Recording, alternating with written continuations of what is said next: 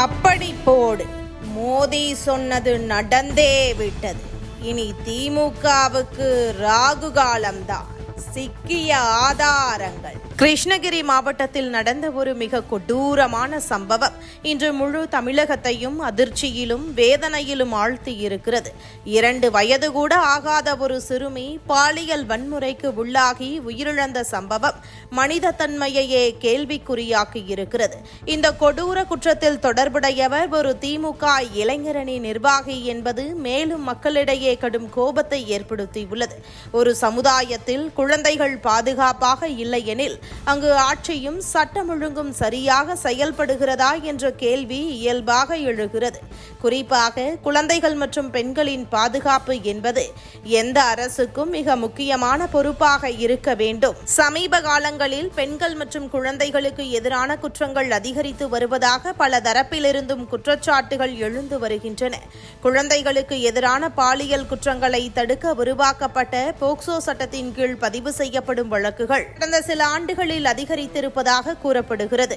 குறிப்பாக 2020 முதல் 2024 வரை குழந்தைகளுக்கு எதிரான போக்சோ வழக்குகள் சுமார் 125% வரை அதிகரித்திருப்பதாக கூறப்படுகிறது.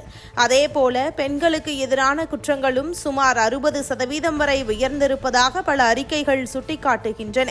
இந்த நிலைமை பொதுமக்களிடையே பாதுகாப்பு குறித்த அச்சத்தை உருவாக்கியுள்ளது. குறிப்பாக பெண்கள் மற்றும் குழந்தைகள் பாதுகாப்பாக வாழ வேண்டிய ஒரு சமுதாயத்தில் இத்தகைய சம்பவங்கள் தொடர்ந்து நிகழ்வது மிகவும் கவலைக்குரிய விஷயமாக பார்க்கப்படுகிறது. மேலும் சில முக்கிய சம்பவங்களில் திமுகவுடன் தொடர்புடைய நபர்கள் மீது பாலியல் குற்றச்சாட்டுகள் எழுந்ததாக செய்திகள் வெளியாகியுள்ளன.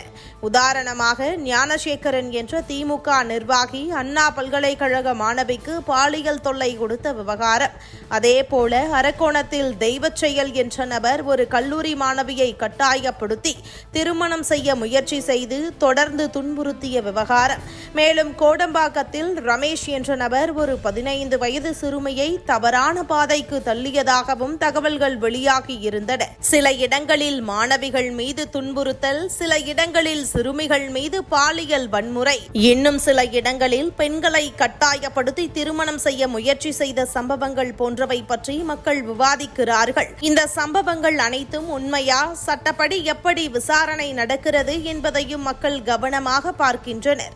சட்டம் அனைவருக்கும் சமமாக செயல்பட வேண்டும் என்பதே மக்களின் எதிர்பார்ப்பு. ஒரு அரசு பெண்களின் முன்னேற்றம், பெண்களின் உரிமைகள், பெண்களின் பாதுகாப்பு பற்றி பேசும்போது அதே நேரத்தில் சமூகத்தில் பெண்களும் குழந்தைகளும் பாதுகாப்பாக இருக்க வேண்டும் என்பதையும் உறுதி செய்ய வேண்டியது அவசியமாகிறது.